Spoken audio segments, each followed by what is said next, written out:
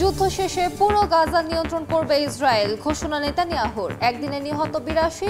পশ্চিম তীরে বিদেশি কূটনীতিকদের লক্ষ্য করে দখলদার বাহিনীর গুলির ঘটনায় নিন্দার ঝড়। পরমাণু ইস্যুতে ফের আলোচনায় বসতে যাচ্ছে ইরান যুক্তরাষ্ট্র। কোনো চুক্তির বিনিময়ে ইউরেনিয়াম সমৃদ্ধকরণ থামাবে না, ঘোষণা তেহরানের। বৈঠকের সফলতা নিয়ে শঙ্কা। একদিনে রাশিয়ায় প্রায় ২৫০ ড্রোন হামলা ইউক্রেনের, প্রতিহতের দাবি মস্কোর। সুমিতে পাল্টা অভিযান, তুরস্ক অঞ্চল পরিদর্শনে প্রেসিডেন্ট পুতিন। এবং হোয়াইট হাউসে যুক্তরাষ্ট্র ও দক্ষিণ আফ্রিকার প্রেসিডেন্টের বাকবিতণ্ডা।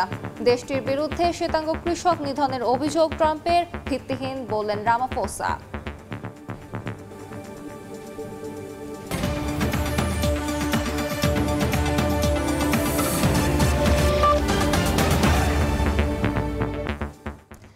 আন্তর্জাতিক সময়ের সঙ্গে আছি আমি আলিশা ইসলাম। যুদ্ধ শেষে পুরো গাজা নিয়ন্ত্রণ ইসরায়েলের কাছে থাকবে বলে মন্তব্য করেছেন প্রধানমন্ত্রী বেনিয়ামিন নেতানিয়াহু। চলমান যুদ্ধ বন্ধের জন্য কিছু শর্তের কথা উল্লেখ করেন তিনি। এর মধ্যে আছে হামাসের নিরস্ত্রীকরণ, উপত্যকা থেকে সংগঠনটির সব নেতার বহিষ্কার এবং গাজা নিয়ে ট্রাম্পের পরিকল্পনা বাস্তবায়ন। এদিকে পশ্চিম তীরের জেনিনে শরণার্থী শিবিরের প্রবেশপথে কূটনৈতিক প্রতিনিধি দলকে লক্ষ্য করে গুলি চালানোর ঘটনায় ইসরায়েলের বিরুদ্ধে নিন্দার ঝড় উঠেছে। আন্তর্জাতিক চাপের মধ্যেই গাজায় চলমান অভিযানে একদিনে আরও ৮২ ফিলিস্তিনি নিহত হয়েছেন। ইসরায়েলি বাহিনীর নারকীয় তাণ্ডবে গাজায় বেড়েই চলেছে হতাহত ফিলিস্তিনিদের সংখ্যা। বুধবার দিনভর বিমান হামলায় কেঁপে কেঁপে ওঠে গোটা উপত্যকা। গাজার জাবালিয়া শরণার্থী শিবির থেকে সবাইকে অবিলম্বে সরে যাবার নির্দেশ দিয়েছে নেতানিয়াহু বাহিনী। ইসরায়েলি প্রতিরক্ষা বিভাগ জানিয়েছে, জাবালিয়াও ছাড়াও ঘাবেন, আল শাইমা, শেখ জায়েদ, বেইত লাহিয়া প্রজেক্টেও অভিযান চালাতে পারে সেনারা। চলমান ইসরায়েলি হামলার কারণে গাজায় দেখা দিয়েছে চরম খাদ্য সংকট। ইসরায়েলি বাহিনী দাবি করেছিল ত্রাণবাহী প্রায় ১০০ ট্রাক উপত্যকায় প্রবেশ করেছে। তবে জাতিসংঘ জানিয়েছে নিরাপত্তা নিয়ে শঙ্কা থাকায় সরবরাহ করা যাচ্ছে না ত্রাণ। এদিকে পশ্চিম তীরের জেনিনে শরণার্থী শিবিরের প্রবেশ পথে একটি বিদেশি কূটনৈতিক প্রতিনিধি দলকে লক্ষ্য করে গুলি চালিয়েছে ইসরায়েলি বাহিনী। ফিলিস্তিনি পররাষ্ট্রমন্ত্রীর সহকারী আহমেদ আল দিক বলেছেন, ৩৫ জন রাষ্ট্রদূত, কনসাল ও কূটনীতিকদের প্রতিনিধি দল অবরুদ্ধ ক্যাম্পের কাছে পৌঁছালে ইসরায়েলি সেনাবাহিনী নিয়ম লঙ্ঘন করে গুলি চালায়। কূটনীতিকদের সফরের সময় এ ধরনের হামলার ঘটনায় নিন্দার ঝড় উঠেছে। ইসরায়েলের গুলিবর্ষণকে অগ্রহণযোগ্য বলে মন্তব্য করেছেন ইইউ পররাষ্ট্রনীতি প্রধান কাজা কলাস। এই ঘটনার তদন্ত এবং দায়ীদের জবাবদিহি করার আহ্বান জানিয়েছেন তিনি। গুলিছোড়ার ঘটনার বিষয়ে বিস্তারিত জানতে ইতালিতে নিযুক্ত ইসরায়েলের রাষ্ট্রদূতকে তলব করেছে মেলোনি সরকার। এছাড়া এই ঘটনার তীব্র সমালোচনা করেছে ফ্রান্স, কানাডা, জর্ডান, তুরস্ক। যদিও ইসরায়েল বলছে তাদের সেনারা কূটনীতিকদের সরিয়ে দিতে ফাঁকা গুলি চালিয়েছিল।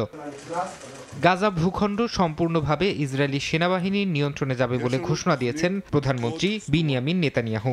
বুধবার এক প্রেস ব্রিফিংয়ে তিনি বলেন, চলমান সামরিক অভিযান শেষে গাজার সব অঞ্চল থাকবে ইসরায়েলের নিয়ন্ত্রণে। এ সময় নেতানিয়াহু চলমান যুদ্ধ বন্ধের জন্য কিছু শর্তের কথা উল্লেখ করেন। এর মধ্যে রয়েছে হামাসের নিরস্ত্রীকরণ, উপত্যকা থেকে সংগঠনটির সব নেতার বহিষ্কার এবং গাজা নিয়ে ট্রাম্পের পরিকল্পনা বাস্তবায়ন।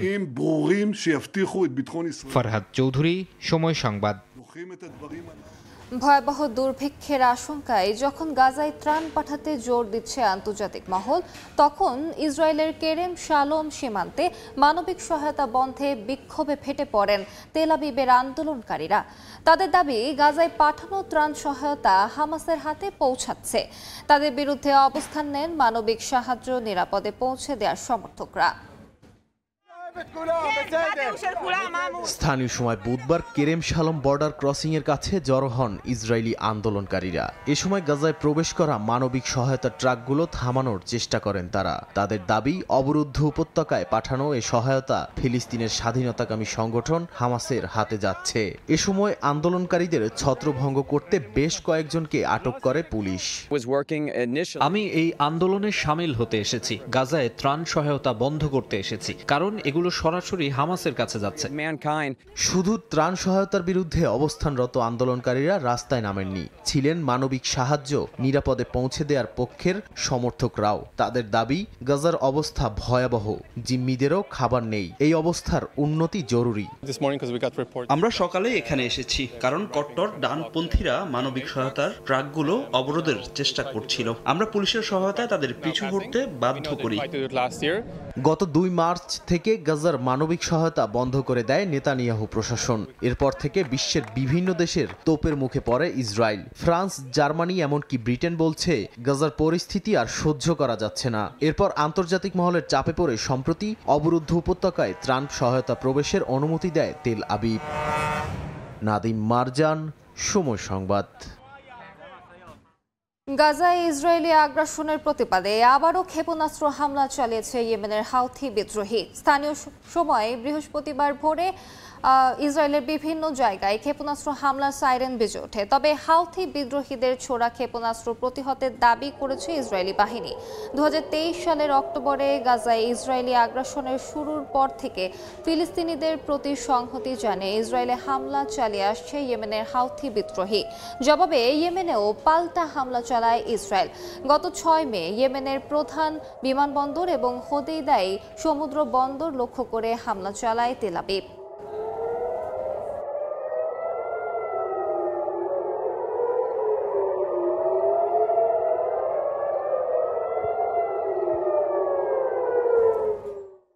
কোনো চুক্তির বিনিময়ে ইউরেনিয়াম সমৃদ্ধকরণ থামাবে না বলে সাফ জানিয়েছে ইরান।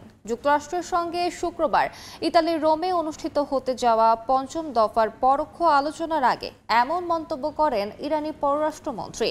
এদিকে বুধবার ইরানের পার্লামেন্ট আবারও বলেছে নিজেদের পরমাণু অধিকার তারা কোনো চাপে ত্যাগ করবে না।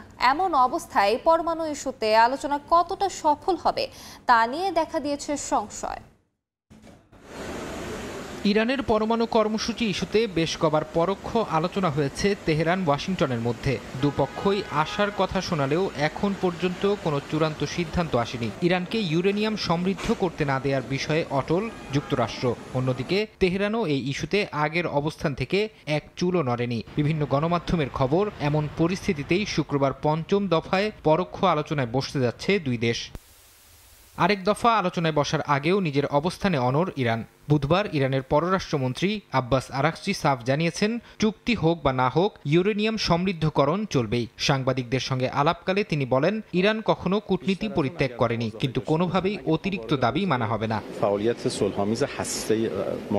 এই প্রেক্ষাপটে সরব হয়েছে ইরানের পার্লামেন্টও। এক বিবৃতিতে দেশটির আইন প্রণেতারা বলেছেন, অবাস্তব ও অহংকারপূর্ণ দাবিকে তারা প্রত্যাখ্যান করছেন। তাদের দাবি, আন্তর্জাতিক আইন অনুযায়ী ইরান ইউরেনিয়াম সমৃদ্ধকরণের পূর্ণ অধিকার রাখে। যুক্তরাষ্ট্রের প্রতি ইঙ্গিত করে ইরানি আইন প্রণেতারা বলেন, কোনো বিদেশি চাপ ইরানের ইউরেনিয়াম সমৃদ্ধকরণের সিদ্ধান্ত বদলাতে পারবে না। যুক্তরাষ্ট্রের চাপ আর ইরানের অনড় অবস্থান সব মিলিয়ে রোমে হতে যাওয়া আলোচনায় সমঝোতার আশা ক্ষীণই মনে করছেন বিশ্লেষকরা। আর আলোচনা ব্যর্থ হলে পরিণতি হতে পারে ভয়াবহ। ফরহাদ চৌধুরী, সময় সংবাদ। স্পেনের মাদ্রিদে রুশপন্থী ইউক্রেনের সাবেক রাজনীতিবিদকে গুলি করে হত্যা করেছে দুর্বৃত্তরা। স্থানীয় সময় বুধবার সকালে আমেরিকান স্কুল অব মাদ্রিদের সামনে অজ্ঞাত বন্দুকধারীরা তাকে পেছন ও মাথায় গুলি করে পালিয়ে যায়।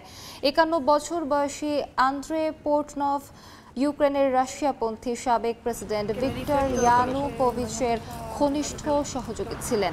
2014 সালে ইয়ানুকোভিচ সরকার পতনের পর পোর্টনভ রাশিয়ায় পালিয়ে যান। তাকে বিশ্বাসঘাতকতা ও দুর্নীতির অভিযোগে তদন্তের মুখোমুখি হতে হয়, যদিও পরবর্তীতে তার উপর থেকে ইউরোপীয় নিষেধাজ্ঞা তুলে নেওয়া হয়। তবে 2021 সালে যুক্তরাষ্ট্রের ট্রেজারি বিভাগ তাকে দুর্নীতির মাধ্যমে বিচার বিভাগে প্রভাব বিস্তারের অভিযোগে কালো তালিকাভুক্ত করে। দক্ষিণ আফ্রিকার প্রেসিডেন্ট সিরিল রামাফোসার সঙ্গে বাগবিতণ্ডায় জড়ালেন ডোনাল্ড ট্রাম্প। বুধবার হোয়াইট হাউসে দেশটির সরকারের বিরুদ্ধে বর্ণবিদ্বেষ ও শ্বেতাঙ্গ কৃষক নিধনের অভিযোগ তোলেন মার্কিন প্রেসিডেন্ট। এ সময় ট্রাম্পের দাবিকে ভিত্তিহীন বলে উড়িয়ে দেন রামাফোসা। দক্ষিণ আফ্রিকার প্রেসিডেন্ট সিরিল রামাফোসা ও যুক্তরাষ্ট্রের প্রেসিডেন্ট ডোনাল্ড ট্রাম্পের মধ্যে বুধবার হোয়াইট হাউসে এক উচ্চ পর্যায়ের বৈঠক অনুষ্ঠিত হয়। দুই দেশের মধ্যে বাণিজ্য ও কূটনৈতিক সম্পর্ক বৃদ্ধির লক্ষ্য নিয়ে শুরু হওয়া ওই বৈঠক হঠাৎ নতুন মাত্রা নেয় যখন ট্রাম্প নিজেই বৈঠকে আলোচিত বিষয় থেকে সরে এসে একটি বিতর্কিত ভিডিও দেখান। ভিডিওটিতে দক্ষিণ আফ্রিকার বিরোধী দলের নেতা জুলিয়াস মালেমাকে একটি গান গাইতে দেখা যায়, যেটিকে ট্রাম্প দাবি করেন শ্বেতাঙ্গ কৃষকদের বিরুদ্ধে একটি সহিংসতা ও বিদ্বেষের প্রতীক হিসেবে। ট্রাম্প রামাফোসাকে বলেন, দক্ষিণ আফ্রিকায় শ্বেতাঙ্গ কৃষকদের জমি দখলে নিয়ে নেওয়া হয়, তাদের হত্যা করা হয়, কিন্তু এ বিষয়ে কোনো পদক্ষেপ নেয় না দেশটির সরকার। Our government policy is completely মার্কিন প্রেসিডেন্টের এমন আচরণে অনেকটা অপ্রস্তুত হয়ে পড়েন প্রেসিডেন্ট রামাফোসা। তবে জলদি নিজেকে সামলে বলেন, তার সরকার কখনোই কোনো গোষ্ঠীর বিরুদ্ধে বৈষম্যমূলক নীতি গ্রহণ করে না। যে কোনো ইস্যু আলোচনার টেবিলে বসে সুরাহা হতে পারে বলেও মন্তব্য করেন রামাফোসা। দক্ষিণ আফ্রিকায় বেশিরভাগ হামলার শিকার কৃষ্ণাঙ্গ কৃষকরা হন, এমন মন্তব্য করেন তিনি। তবে এ সময় রামাফোসাকে থামিয়ে দেন মার্কিন প্রেসিডেন্ট। দাবি করেন, হামলার শিকার হওয়া কৃষকেরা কৃষ্ণাঙ্গ নন, বরং শ্বেতাঙ্গ।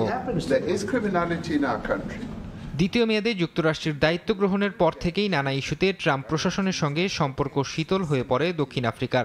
আন্তর্জাতিক বিচার আদালতে গাজায় গণহত্যার অভিযোগে ইসরায়েলের বিরুদ্ধে দক্ষিণ আফ্রিকার মামলার নিন্দা জানিয়েছে যুক্তরাষ্ট্র।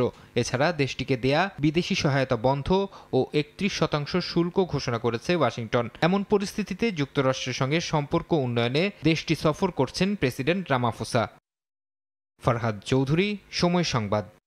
অবশেষে কাতারের কাছ থেকে বিলাসবহুল বিমান উপহার পাওয়ার কথা স্বীকার করেছে মার্কিন প্রতিরক্ষা বিভাগ। পেন্টাগন জানায়, মার্কিন ফেডারেলের নিয়ম নীতি মেনেই প্রতিরক্ষা মন্ত্রী পিট হেগসেথ $400 মিলিয়ন বিমানটি আনুষ্ঠানিকভাবে গ্রহণ করেছেন। কাতারের কাছ থেকে একটি বিলাসবহুল বিমান উপহার পাওয়া ইস্যুতে কিছুদিন ধরে তীব্র সমালোচনার মুখে পড়েছেন যুক্তরাষ্ট্রের প্রেসিডেন্ট ডোনাল্ড ট্রাম্প। কাতারের রাজপরিবারের কাছ থেকে বিমান উপহারের ট্রাম্পের দাবিকে মিথ্যা বলে আখ্যায়িত করেছে সংশ্লিষ্ট 4টি সূত্র।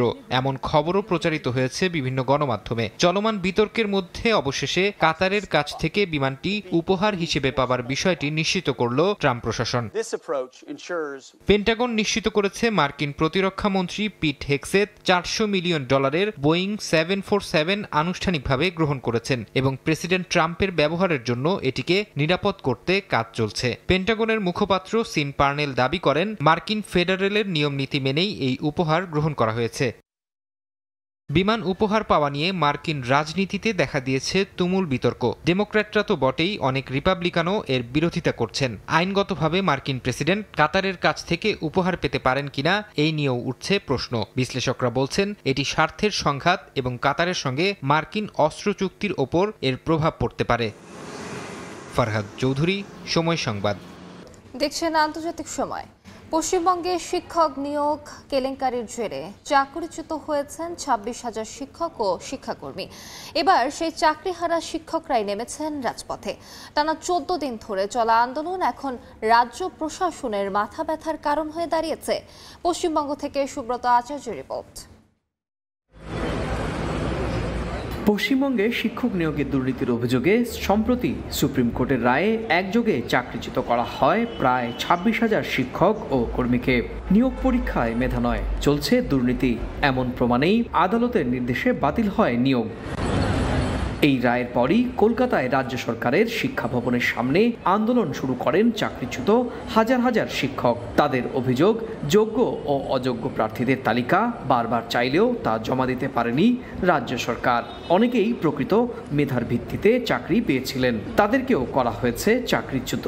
আমরা যারা যোগ্য এখনো অযোগ্য হিসেবে দাগি হতে পারিনি, সেরকম আমরা যোগ্যরা 31শে ডিসেম্বর অব্দি স্কুলে যাব, স্যালারি পাবো, কিন্তু আমাদের চাকরিটা নেই। সরকার কি পদক্ষেপ নিচ্ছে, তাদের যে আলোচনা কি আছে সেই বিষয়ে আমরা আলোচনা করে আমাদের পদক্ষেপটা নেব। মাননীয় মুখ্যমন্ত্রী বলেছিলেন সর্বতোভাবেই উনি আমাদের পাশে আছেন, তো আমি সেই আশাটাই রাখি। আমাদেরকে যেভাবে হোক সরকার তাদের কাছে সর্বোচ্চ ক্ষমতা রয়েছে, তারা যেন আমাদের দিকটা ভাবে। সুপ্রিম কোর্টের যে 17 রকমের দুর্নীতি, তার মধ্যে থেকে কিন্তু আমাদের কোনো জায়গা থেকে আমাদেরকে কিন্তু বিদ্যে পারেনি। বিকাশ ভবনে 2 ঘন্টা কাউকে বসে থাকতে হচ্ছে কর্মচারীদেরকে, তখন গভর্নমেন্ট তাদেরকে নিয়ে ভাবছে যে তাদের ক্ষতি হচ্ছে, তাদের মানসিক হ্যারাসমেন্ট হচ্ছে। আর আমরা যে 1 বছর ধরে মানসিক অশান্তির মধ্যে আছি। চাকরিচ্যুত শিক্ষকদের দাবি দেওয়া ঘিরে উত্তাল পশ্চিমবঙ্গের রাজনীতি। সুপ্রিম কোর্টের রায় কার্যকর হলেও আন্দোলনের সামনে বেকায়দায় তৃণমূল সরকার। সুব্রত আচার্য, সময় সংবাদ, ভারত। চ্যাটজিপিটির দাপটে হোঁচট খেলেও এবার নতুন রূপে ফিরছে গুগল। পাওয়ার ইউজারদের জন্য $250 সাবস্ক্রিপশন চালুর মধ্য দিয়ে এআই প্রযুক্তির দুনিয়ায় আবারও কর্তৃত্বের বার্তা দিল এই মার্কিন tech giant. Smart glass, real time অনুবাদ আর এআই মোড চালু করে নিজেদের আধিপত্য ফেরাতে চায় প্রতিষ্ঠানটি। বার্ষিক আইও সম্মেলনে গুগলের সিইও সুন্দর পিচাই ঘোষণা দেন এবার থেকে সার্চেও মিলবে জেনারেটিভ এআই এর সুবিধা। গুগল জানায় এআই মোড চালু করে ব্যবহারকারীরা সরাসরি পাবে এআই জেনারেটেড উত্তর, যা ওয়েবসাইট ঘেঁটে সময় নষ্ট না করে সরাসরি জানাবে সমাধান। একই সঙ্গে স্মার্টফোন ক্যামেরার ছবি বিশ্লেষণ করে উত্তর দিতে পারবে সার্চ ইঞ্জিন। সবচেয়ে বড় চমক এআই আলট্রা প্ল্যান। প্রতি মাসে $249.99 এই সাবস্ক্রিপশনে মিলবে এআই এর সর্বোচ্চ ক্ষমতা। এতে থাকবে ডিপ থিঙ্ক, যা জটিল সমস্যা বিশ্লেষণে সক্ষম। সঙ্গে থাকবে প্রজেক্ট ম্যারিনার, যা ব্রাউজারে স্বয়ংক্রিয়ভাবে কাজ করতে পারবে। মিলবে 30 টেরাবাইট ক্লাউড স্টোরেজ আর বিজ্ঞাপন মুক্ত ইউটিউব অ্যাক্সেস। পাওয়ার ইউজারদের পাশাপাশি সাধারণ ব্যবহারকারীদের জন্য কম খরচে সাবস্ক্রিপশন চালু রেখেছে গুগল। প্রতিষ্ঠানটি জানায় বর্তমানে তাদের পেইড ইউজার 15 কোটিরও বেশি। সুন্দর পিচাই বলেন, শুধু সার্চ নয়, এআই এখন জীবনের প্রতিটি স্তরে ছড়িয়ে পড়ছে, আর তার সর্বোচ্চ সুবিধা ব্যবহারকারীদের হাতের মুঠোয় পৌঁছে দেয় গুগলের নতুন লক্ষ্য। এমনকি চশমার ফ্রেমেও থাকবে এআই। গুগলের নতুন স্মার্ট গ্লাসে চালু হয়েছে Android XR software. Real time অনুবাদ থেকে শুরু করে চারপাশ চেনার মতো ফিচার যোগ হয়েছে এতে। স্যামসাং এর সঙ্গে এক হয়ে হেডসেট আনছে গুগল। আর চশমা ডিজাইনের জন্য গুগলের সঙ্গে যুক্ত হচ্ছে ওয়ারবি পার্কার আর জেন্টল মনস্টারের মতো ব্র্যান্ড। আমিরুল ইসলাম আলিফ, সময় সংবাদ। 23টি স্টারলিংক স্যাটেলাইট সফলভাবে মহাকাশে উৎক্ষেপণ করেছে ইলন মাস্কের মহাকাশ সংস্থা স্পেসএক্স। মঙ্গলবার ফ্যালকন 9 রকেটের মাধ্যমে এই স্যাটেলাইটগুলো উৎক্ষেপণ করা হয়। ফ্লোরিডার Cape Canaveral Space Force Station থেকে স্থানীয় সময় মঙ্গলবার রাত 11:19 ফ্যালকন 9 রকেটের উৎক্ষেপণ হয়। প্রথমবারের মতো ব্যবহৃত রকেটটি পৃথিবীর নিম্ন কক্ষপথে পৌঁছে দেয় 23টি স্টারলিংক স্যাটেলাইট। এর একদিন আগেই উৎক্ষেপণের চেষ্টা করা হয়েছিল, তবে শেষ মুহূর্তে তা বাতিল হয়ে যায়। অবশেষে মঙ্গলবার সফল মিশনে উৎক্ষেপণের 8 মিনিট পরই ড্রোন শিপে সফট ল্যান্ড করে রকেটের প্রথম ধাপ। 2025 সালের এটি স্পেসএক্সের 60তম ফ্যালকন 9 উৎক্ষেপণ ও শুধু এই বছরেই 43তম স্টারলিংক মিশন। বর্তমানে 7,500-এর বেশি সক্রিয় স্যাটেলাইট নিয়ে এটি পৃথিবীর সবচেয়ে বড় স্যাটেলাইট মেগা কনস্টেলেশন। 2019 সাল থেকে এখন পর্যন্ত মহাকাশে 8,000 স্যাটেলাইট পাঠিয়ে অন্তত 125টি দেশে 50 লাখের বেশি ব্যবহারকারী পেয়েছে স্টারলিংক। শুধু বাণিজ্যিক নয়, সুরক্ষিত যোগাযোগের জন্য সামরিক ও গোয়েন্দা সংস্থাগুলোও নির্ভর করছে এই নেটওয়ার্কের ওপর। কাকুলি আখতার, সময় সংবাদ। আন্তর্জাতিক সময় শীর্ষ সংবাদ জানিয়ে দিচ্ছি আরেকবার। যুদ্ধ শেষে পুরো গাজা নিয়ন্ত্রণ করবে ইসরায়েল, ঘোষণা নেতানিয়াহুর। একদিনে নিহত 82। পশ্চিম তীরে বিদেশি কূটনীতিকদের লক্ষ্য করে দখলদার বাহিনীর গুলির ঘটনায় নিন্দার ঝড়। পরমাণু ইস্যুতে ফের আলোচনায় বসতে যাচ্ছে ইরান যুক্তরাষ্ট্র। কোনো চুক্তির বিনিময়ে ইউরেনিয়াম সমৃদ্ধকরণ থামাবে না, ঘোষণা তেহরানের। বৈঠকের সফলতা নিয়ে শঙ্কা। এবং একদিনে রাশিয়ায় প্রায় 250 ড্রোন হামলা ইউক্রেনের। প্রতিহতের দাবি মস্কোর। সুমিতে পাল্টা অভিযান। কুর্স্ক অঞ্চল পরিদর্শনে প্রেসিডেন্ট পুতিন।